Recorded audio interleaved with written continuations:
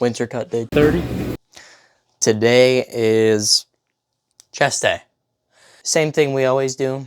Start off with incline press, work our way down to decline press, then dumbbell pullovers, and tricep pushdowns. That's the plan for today. But in the meantime, I'm going to make myself some liquid IV, a coffee, and that's it. So, you know, one thing I'll say is I like sleeping on my right shoulder. And my right shoulder tends to give me a lot of trouble whenever I'm lifting. Lately, I've been trying to sleep on my left shoulder more, but last night I slept on my right shoulder again, and my right shoulder feels like real goofy. But that's okay. That's kind of a unspoken thing, though, about lifting, is if your shoulder hurts, it's very likely that it's just because you're sleeping on it. So, 2 liquid IVs here. I don't know if I need to necessarily, but I like having 2.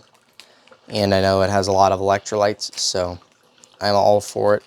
I mean, liquid IV even has sugar for electrolyte absorption. I mean, this is a pretty advanced drink. A lot of companies miss out on the sugar aspect when it comes to electrolytes because they throw in kind of all the buzzwords like electrolytes and sugar-free and stuff, but they don't realize that that doesn't actually go hand in hand like they think. In terms of making more sales, yeah, of course sugar-free is going to do better. But true liquid IV is electrolytes with sugar. So, we're going to pour that in a glass there.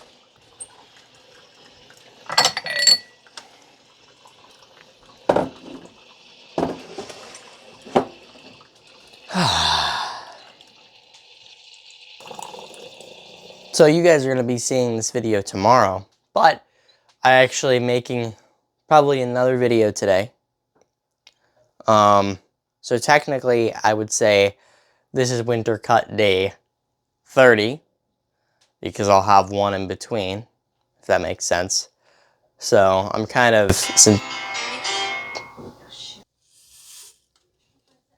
2 down. You know, in terms of just the pure adrenaline intensity for my workouts, I feel like that could be ramped up. But the thing is, I don't know if you guys know what I'm talking about when I say this. I feel like being that intense is not as helpful as people think. What it's going to do is it's going to make it seem both easier and harder. And easier physically, but harder mentally. So it's kind of just choose your fatigue at that point. Are you going to be able to lift more weight? Yeah. If you have all this adrenaline going, yeah, for sure. But, especially in my experience. But the trade-off is just kind of this mental, like, oh my gosh, I just went so hard. And then it's hard to up your intensity again, even to a baseline level. I never have more than, I guess, 1, maybe 2 sets that are very adrenaline-filled, you know. So what I think I'm going to try, though, is to get really hyped today for every set. I did do that once. I had the Raw Nutrition pre-workout, and that got me really hyped. I really liked that. We're going to slam this down.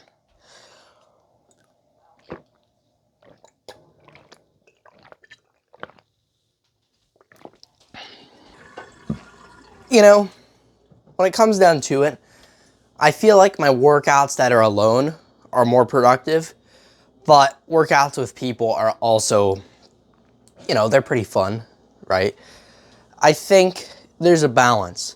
If you're working out with somebody who does not push you to be better, but if you work out with somebody who, even if they don't know it, pushes you to be better, that's somebody who's actually worth being a gym partner with. That's somebody who is, anybody who makes you perform better is worth being a gym partner with, unless they're just somebody you don't like. Then maybe it would be bad to have all that negative energy in the gym, but you guys know what I'm saying. Somebody that pushes you. I remember when I used to, back in the golden era, when I used to train with Tom Platz and Arnold together, and I'd hit leg day with Tom Platz and I'd hit chest day with Arnold. And back then I had like a 200-inch chest, 50-inch arms. I have this coffee here in the Peace mug. I will show you guys in the Peace mug. And yeah, I'm gonna drink this, enjoy myself, and then I'll see you guys probably in the gym.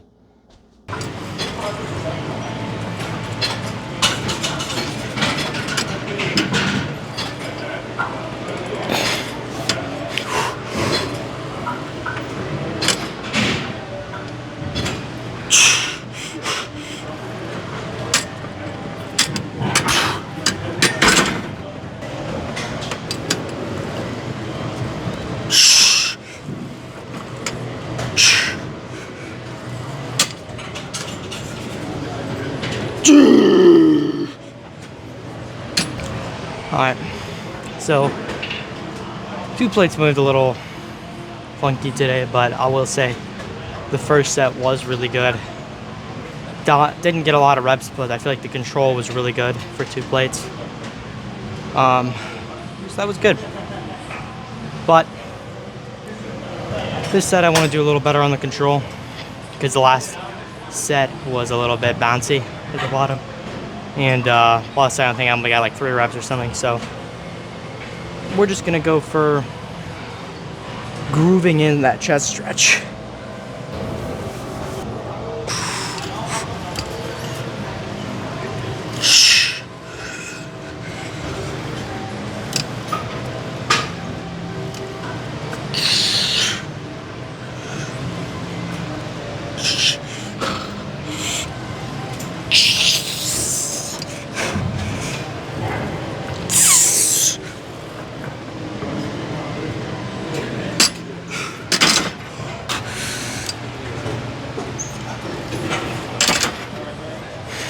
Last week, this felt really good. Let's hope it feels good this week.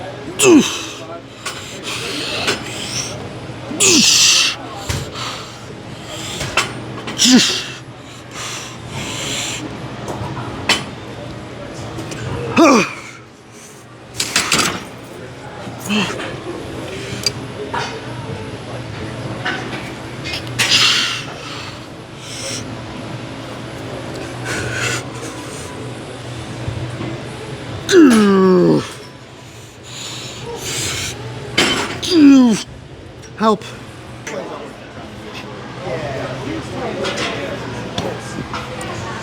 90 pounds, let's hope it moves good.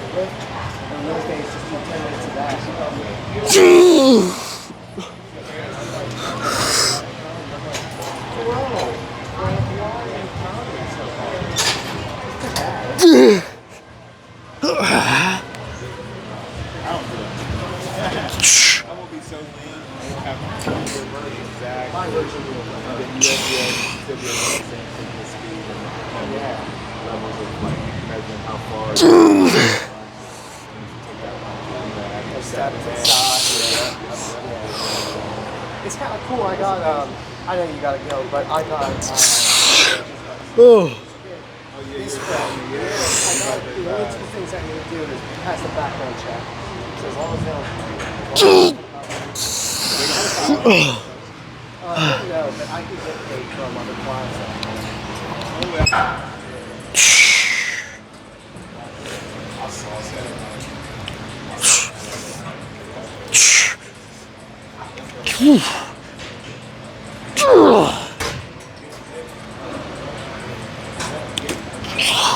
Oh.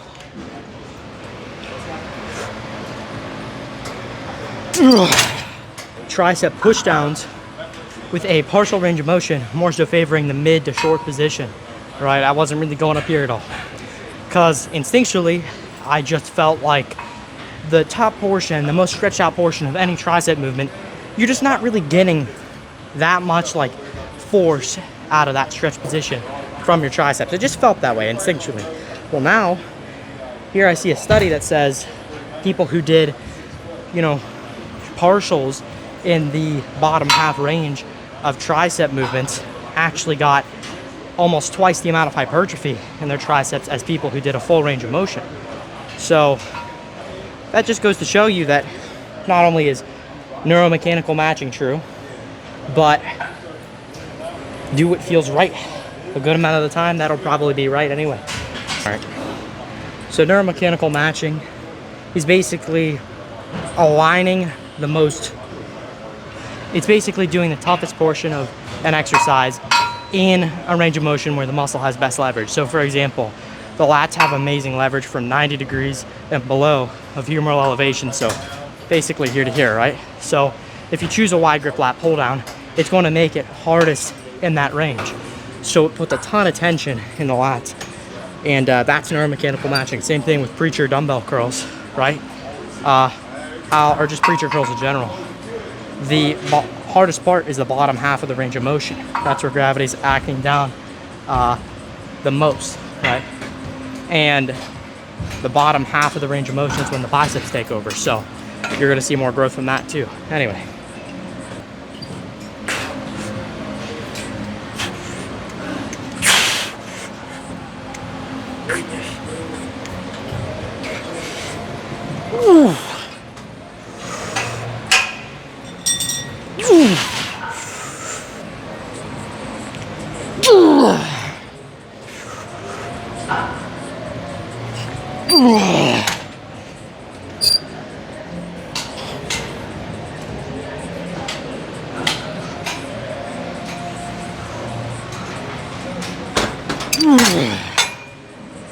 Let's head out and pose.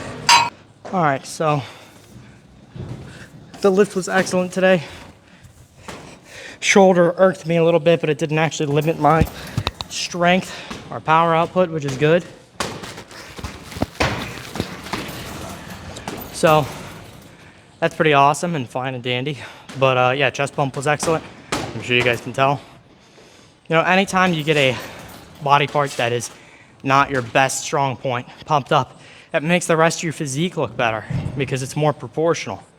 So definitely a plus for me getting a chest pump. I'd say if I could do one exercise to get pumped up before a bodybuilding show, I'd probably choose a dumbbell pullover, right? Because not only is it pumping out a weak point, it's also getting my serratus involved. It's gonna bring out my rib cage more, make my chest kind of look larger in the process. And then, you know, getting a tricep pump as well is just gonna make my arms look so much more full. Plus, you're getting a little bit of lat work, right? So anyway, let's look at this because we don't have a lot of time.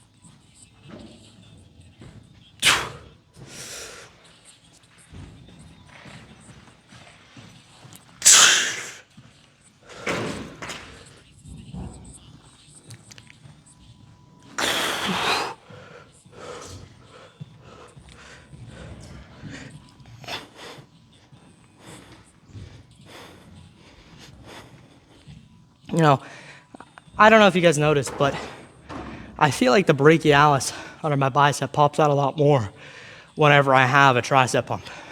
Like even more than whenever I get a bicep pump, which is really weird because, you know, you'd think doing hammer curls would pump up your brachialis enough to see it more than if I were to do tricep pushdowns. You know, it doesn't make sense to me, but whatever. I like it anyway.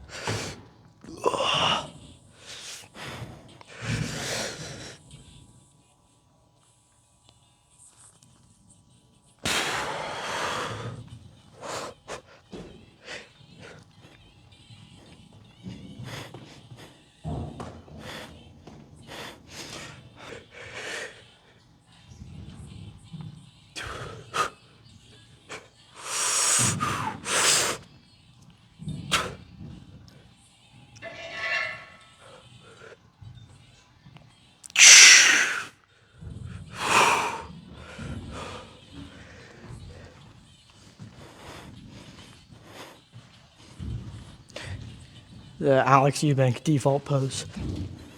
If only I had the long hair, long blonde hair. Oh, look at that bicep flex.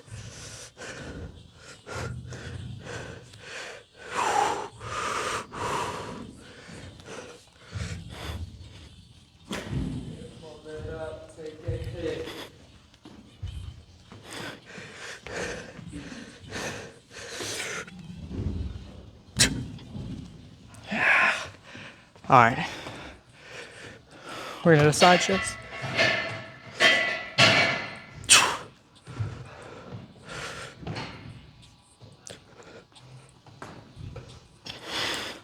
All right. All right. All right, boys. So we're on incline treadmill at a low speed, just a 1.5 right now. We'll probably work up to 2. But you know, our goal here is to just get some calories burnt. I'm not trying to massively improve my cardiovascular system and become David Goggins in an hour. Just trying to burn some calories. You know, just a side note, the machine says I burned 73 calories. I did not. I probably, in all actuality, burned about 50 at most. And the machine's a way overestimate for you. I'd say almost every single machine is going to overestimate how many calories you burn. So I would take this number with a grain of salt. Take care, guys. All right, boys. Today's chest day was absolutely wonderful. It was so good. The only downsides that I can think of were slight shoulder pain that I had to work around, and the pump was not a 10, but, well, the pump was pretty good. But the actual lifting, no PRs, so that's fine. But here's the thing, the best we can do on the cut is maintain most lifts. And some lifts will improve because there are neurological adaptations that take place whenever you lift, and it's not all just muscle. So, you know, sometimes your lift will improve even whenever you're in a steep deficit, just because you're adapting neurologically. So yes, like I am pretty good at shoulder press and things like that, but adding 5 pounds a week to my shoulder press isn't all just from me getting more shoulder meat and tricep meat. It's from neurological adaptation. So with that said, I actually really enjoyed tricep pushdowns as well. I was able to do, I think I PR'd on that. I'm not even sure what I did, but it was really good either way. But anyway, you know, as much as I say I keep looking forward to next bulk, and I really like the idea of bulking and I love progressing, the cut is just as much of a progression as the bulk is. The cut allows me to get closer to all of my goals. And the thing is, people don't realize, yes, when you cut, you get smaller, but you're potentiating a bulk. And your job on the cut is to maintain and gain where you can in terms of strength, to make sure you're preserving muscle the most efficiently in your training. So, as long as you're getting adequate protein intake and maintaining your strength, you've probably kept the majority of your muscle. And you made progress. You're at a net positive at the end of your cut. Now here's the thing, I'm so much stronger than I was at the end of last year's cut. It's unbelievable. I mean, with flying colors. And, you know, granted I am much heavier, but I also look much leaner than I was last year at the same weight. So I know at the end of the day I made much more progress than I did from last cut. So I don't feel bad about cutting at all because I know I'm at a net positive and I'm allowing myself to get closer to being able to bulk again. And the thing is, people don't realize what I mean when I say cutting potentiates a bulk. What I mean is, the more you cut, the more potential your bulk has. And you don't want to cut so aggressively that you lose a lot of muscle and you have to make up for lost ground. But you want to cut enough that, yeah, you might have lost a little bit of ground. You maintained the majority of it, and now you're ready for a big push in the right direction. So I'll go back to what I was saying a second ago. Yeah, I'm looking forward to the bulk. But there's another reason I'm looking forward to the cut, to be shredded, man. I mean, listen, I'm not trying to sit here and say that being shredded is the coolest thing in the world, but it's definitely something that's worthwhile. I think everybody should be shredded once. I mean, just to try it. If you don't want to, that's fine. But just trying to see what you would look like if you were just pretty much granite or marble, you know, a statue. That's cool. So, you know, I'm definitely planning on getting to a pretty low body fat. I am curious to see what I would look like at 140. I think that's probably what I'll end up getting to. And if I feel like I could get much leaner, then I guess I would end up keeping the cut going. But you guys have to realize, so many of you say bulk to 200, lose the abs, lose the vascularity, but that is the dumbest thing long term. You're making yourself less insulin sensitive. A lot of the strength gain at that point will be from excessive fat, and you're just going to have more body weight into your movements, so it's just going to make everything easier if you're really heavy. And, you know, bulking long term like that, not only is it not healthy, but it just isn't most efficient for putting on size. I'd say the most efficient way to put on size would probably be gain a couple pounds a month, 2 to 3 pounds. A lot of it will be muscle. Now, granted, probably a majority of it will be fat no matter what you do. But a lot of it will be muscle. And then after you've gained probably around, you know, 30 pounds, I'd say, then you shave off about 10 to 20 pounds. And then automatically you're right back on track for your next bulk. So I'd say go up 30, go down 15. And just keep doing that if you're a beginner. Now, once you're more advanced, obviously, you probably go up 30 and then have to go down 20 or 25 pounds, which is pretty much what I'm doing. And I'm not saying that I'm advanced, certainly not, but I'm at the point where I'm not getting newbie gains anymore. So I'm down about 22 pounds from my peak bulk weight. And mind you, that was really bloated as well. So at my peak on this cut, I was down about 30 pounds from peak bulk weight, but I rebounded after the holidays. So that's fine. Doesn't matter. We'll get right back on the horse. Continue the discipline and the consistency in the cut. We're not going to let this go, and I'm going to be very, very lean. Hopefully within the next month and a half, you guys will really, really, really notice a difference, like a strong difference. I mean, I'm talking, I don't want to just get lean. I want like tricep cross striations. I want quad feathering if possible, you know? I want to be able to see my hamstrings for the first time. I've never been able to see any hamstring definition whatsoever. So excited to see those things. I mean, plus my chest is already fairly lean looking to begin with, and I think it's going to look pretty crazy. Like, I'm talking, I have those Hattie Chupon chest genetics where maybe, obviously, I'm comparing myself to a Mr. Olympia, but I'm saying his chest is so much leaner than the rest of his body. So I think that's fairly apparent for me. Like, even when I was peak bulk, you could see slight, you know, chest striations, and that was when I was probably over, well over 20% body fat. So, you know, very, very exciting stuff overall. I mean, I'm looking forward also to being able to see my brachialis like fully, you know, that muscle right under your bicep. Anyway, this is a long outro, but I don't care. I enjoyed making it. I hope you guys enjoyed this video, and have a good one.